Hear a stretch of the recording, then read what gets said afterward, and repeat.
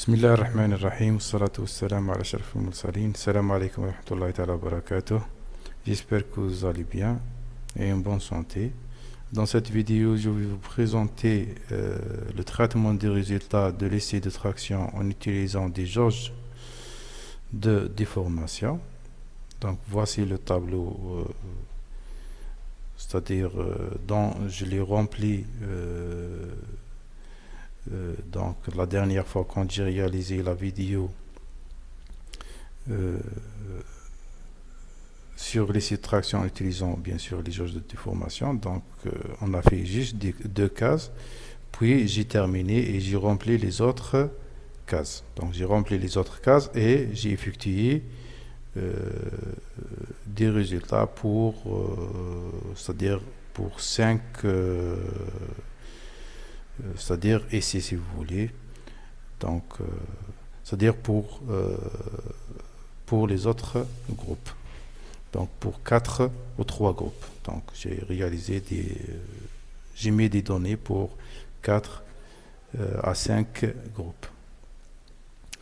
Donc vous avez ici les dimensions de l'éprouvette: L0 la longueur initiale de l'éprouvette, B la largeur, E l'épaisseur et S0 qui est égal à la section, c'est-à-dire B fois E. Vous avez V, le voltage d'entrée, et la tension d'entrée dans le pan, bien dans l'afficheur de la déformation. JF, le facteur des jauges qu'on a utilisé et qui est c'est-à-dire donné par le constructeur des jauges. N, c'est le nombre de jauges connectées au pont, c'est-à-dire nous on a utilisé une configuration d'un demi-pont pour le pont de Wheatstone. Donc un demi-pont pour la déformation longitudinale et un demi-pont aussi pour la déformation transversale. Donc pour chaque chargement on a c'est-à-dire à partir de l'instrument de l'afficheur de la déformation, on a obtenu la déformation longitudinale et la tension correspondante, et la déformation transversale et la tension correspondante. Donc voilà. Donc le traitement des résultats n'est pas très difficile. Donc F, la force est égale à mg, est égale à F, m fois la gravité 9,81. Donc il suffirait de suivre cette vidéo pour traiter les résultats et pour apprendre comment travailler sur Excel bien sûr. Donc est égal, la contrainte égale à F divisé par la section. Bien sûr la section initiale elle est constante. On ne l'a pas pris ou bien on ne l'a pas prise variable parce qu'on est toujours dans le domaine élastique, il n'y a pas grande différence. Donc ça suffit d'utiliser, donc il suffira d'utiliser la section initiale. Donc voilà, j'ai calculé la contrainte. La déformation longitudinale, donc on peut la calculer à partir de la tension en utilisant cette équation. Donc voilà. Donc epsilon est égal à 4, est égal à, je vais ouvrir une parenthèse, 4 fois V0 qui est la tension mesurée, divisé par, je vais ouvrir une, donc c'est GF fois VI fois N. Donc ça fois GF fois N, et je ferme la parenthèse. Il faut que je fixe ces 3 cases.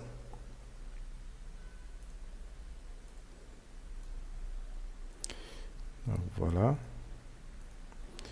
Et je fais le même calcul pour les autres cases concernant la déformation calculée.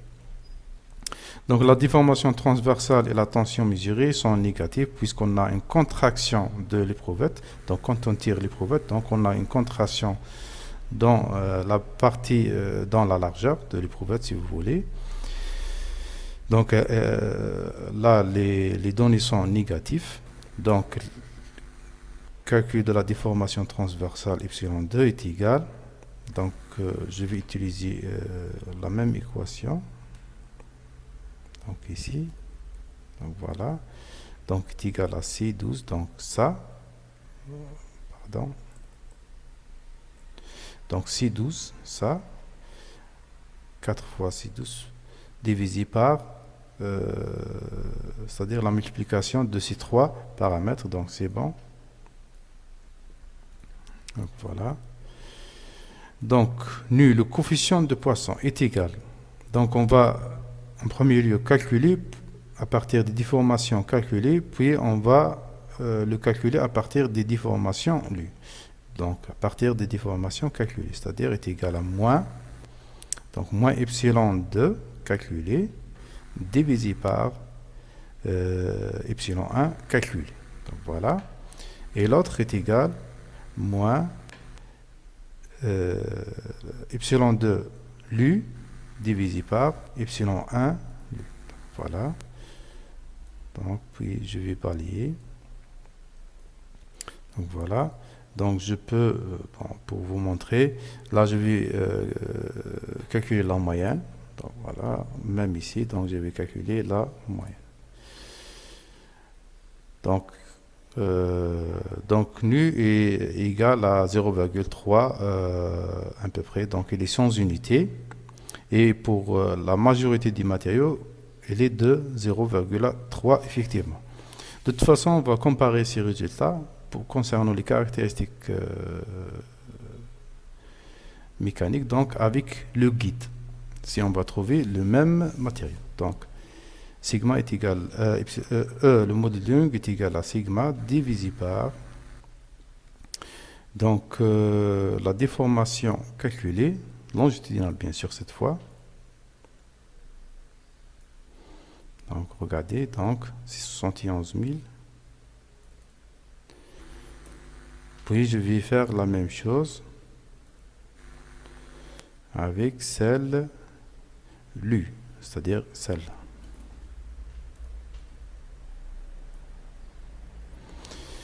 Donc c'est à peu près que soit calculé à partir de la tension ou bien lu, c'est à peu près la même chose. Donc si on va voir le guide c'est-à-dire le guide de l'instrument ou bien du dispositif de 3 IC, donc ça c'est le guide. Donc le guide de ce dispositif. Donc c'est-à-dire il nous a livré, bien donné les caractéristiques. Voilà, donc les caractéristiques des échantillons. Donc la bending system beam.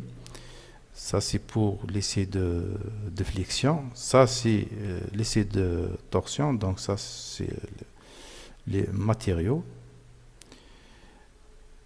Donc, concernant l'essai de traction. Donc, notre matériau correspond à celui-là. Donc, il s'agit de l'aluminium. Donc, le module de Young, c'est 69 000. Et le coefficient de Poisson, c'est 0,3. Donc, on a trouvé presque la même chose. Donc, 69 000 ou bien 71 000. Donc, la différence n'est pas énorme.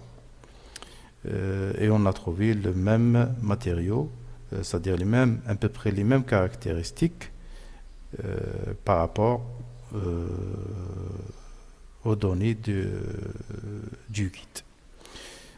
Même si on va prendre la section, regardez, la section pour eux, c'est 2 fois 10. Nous, on a 9,6 et 2. Et ça va influer. Je pense que ça va influer. Regardez. Quand j'ai mis 10, donc là, j'ai 68 000. Donc, ça dépend. Ça dépend, donc, 9,8. Donc,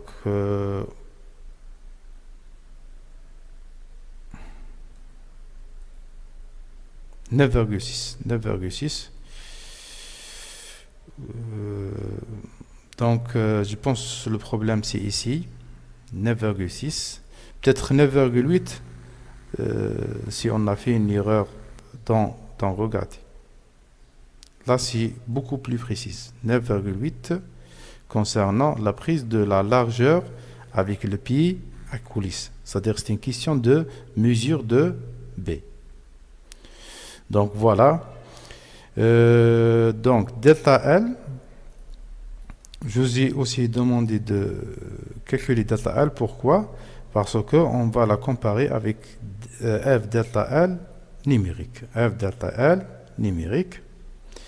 Donc la première question, détermination des caractéristiques du matériau. Donc on l'a déterminé, c'est bon. Donc soit on utilise B est égal à 9,8 ou bien 9,6, c'est la même chose. Je pense que c'est 9,8. J'ai dû tromper. Donc delta L, donc si vous vous rappelez,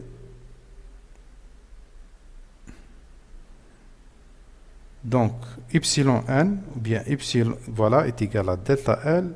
Ça c'est la déformation nominale est égal à delta L divisé par L0. Donc L0 delta L est égal à epsilon fois L0 est égal. Donc on va utiliser la déformation calculée, elle est plus précise, fois L0, donc fois 54. Donc voilà, donc je vais fixer 54 si vous voulez, je vais fixer L0 et je calcule le reste. Donc voilà, ça allait en millimètres et vous voyez ici delta L, elle est en millimètres et elle est à fois 10 à la puissance moins 4. Ça vous donne une idée sur la précision de l'utilisation des jauges de déformation. Maintenant, on va tracer les deux graphes demandés ici.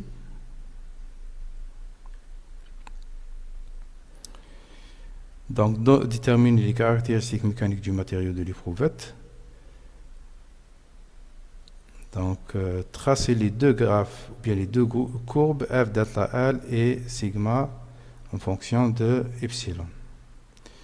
Donc, je vais aller ici comme de insert. Donc, toujours le graphe expérimental, on le met en pointillé. Sous forme de points, pardon. Donc, select data ou bien sélection des données. Donc, je vais commencer peut-être F fonction de delta L.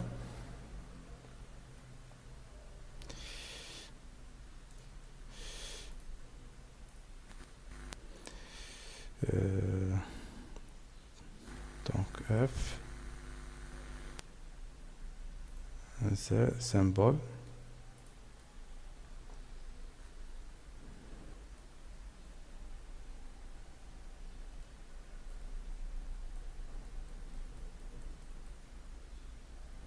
Donc delta L.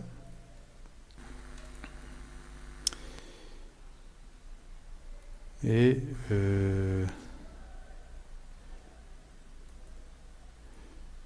donc sigma en fonction de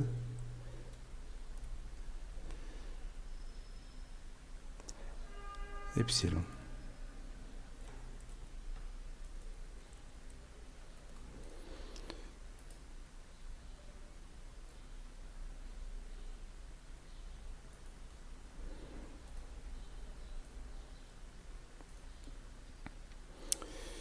Donc voilà delta L dans les abscisses et dans les F c'est ça. Donc voilà.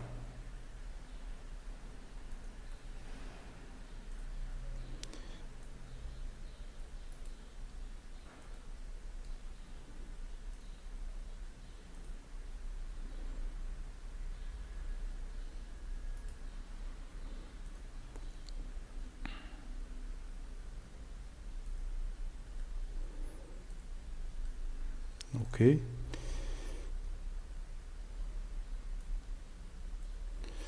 Donc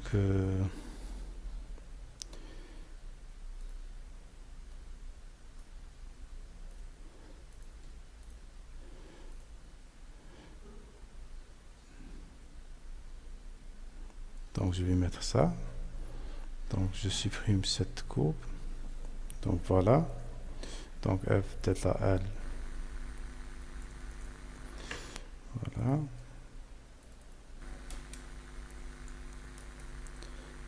Expérimental.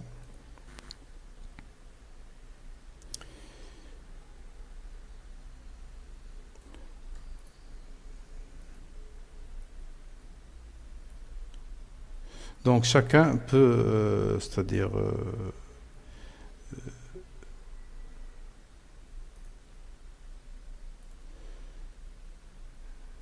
tracer son graphe tel qu'il voit les choses. Donc c'est une question, ça dépend de chacun de nous en fait.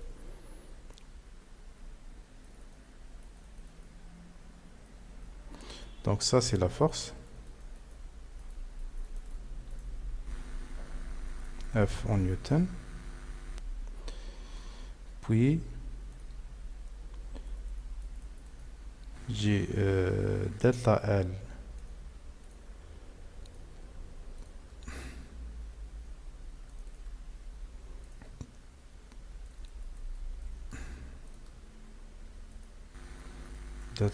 en millimètres. Donc voilà. Donc bien sûr je peux changer la police. Donc 12. Donc vous pouvez utiliser Time New Roman. Donc voilà. Donc comme vous voulez. Donc je peux même changer juste ça. Donc 10. Voilà. Donc voilà.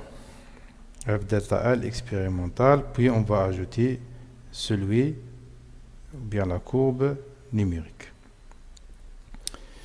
Donc la même chose, on va tracer maintenant, on va comparer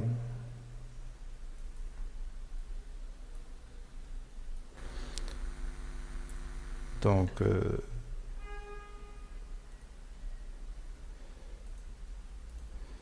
la contrainte sigma, voilà, sigma en mégapascal. Et j'ai ici la déformation.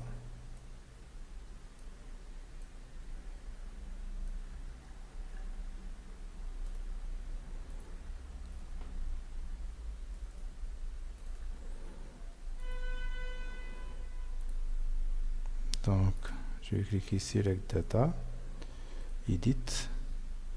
Je vais sélectionner ça. Là, je vais prendre la déformation, par exemple, calculée.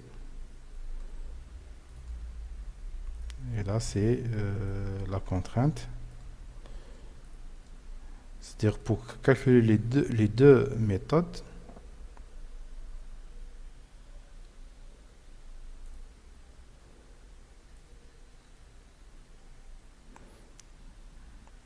pardon.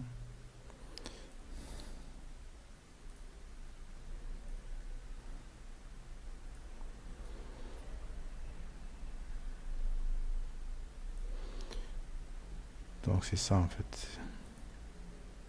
Ok. Added.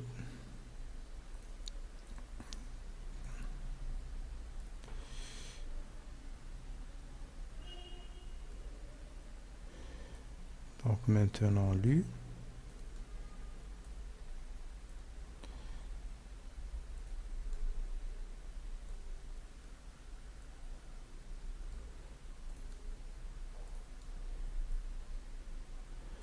Donc voilà.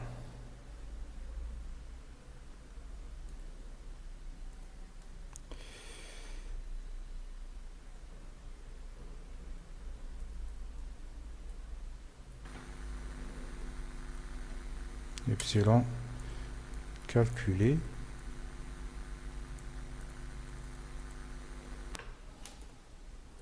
Et epsilon lu.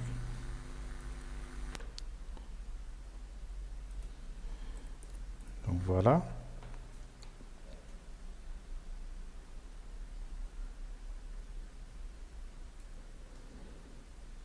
Voilà, très bien. Donc, voilà.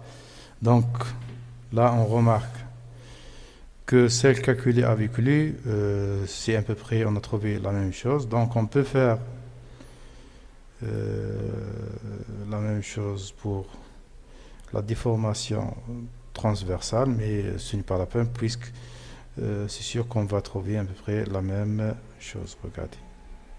Donc 9, 9, 1,2, 1,5, etc.